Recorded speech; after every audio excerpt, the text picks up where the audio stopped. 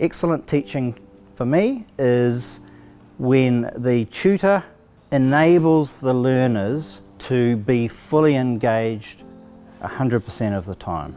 I spend the first maybe 4 weeks concentrating on developing the class as a cohesive group. That becomes a self-fulfilling thing.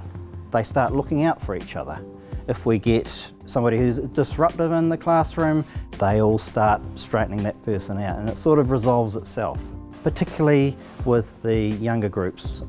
We do dual enrolments here, and it can make or break the classroom if you can't establish that whanangatanga.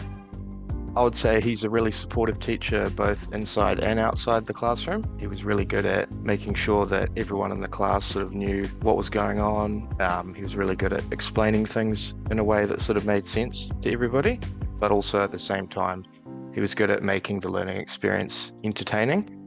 With a sense of humour, it brings out everything. He jokes around and stuff, and I think that definitely makes the environment a lot less stressful, less serious, just more relaxed. You get to know him, he gets to know you, and you can relate things into the outer world.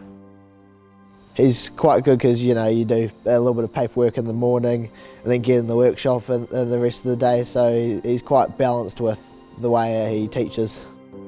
When I first got here, it was very scary being the only girl in the class. He kind of just didn't treat me different. He just saw me as me. He knows that I'm quite smart, so it's good that he does challenge me sometimes. He just always check on everyone as well, just make sure that we were all okay. I see people who accept the education that they're getting and just thrive with it, but I also see people who haven't done well in the education system, and it may be because of issues at home or neurodiverse issues, or there's a whole range of things. When I see things like that starting to appear through the course, then I start to look into why. Why is this person not able to answer these questions when I know they know it? If I can find out why, then I can look at ways of finding a solution that might help them. We had a deaf learner come in, and as I went through the year with the learner, I figured it out as I went. I got as much information as I could from learning services and things like that. Once I'd figured out what I needed to do to accommodate their needs, the others dove in and that person became part of the class. The same with my Te Reo Māori student. His first language was Te Reo Māori. I found that he wasn't passing the assessments, and it was because it was a written assessment. Now, he had language issues and he had literacy issues.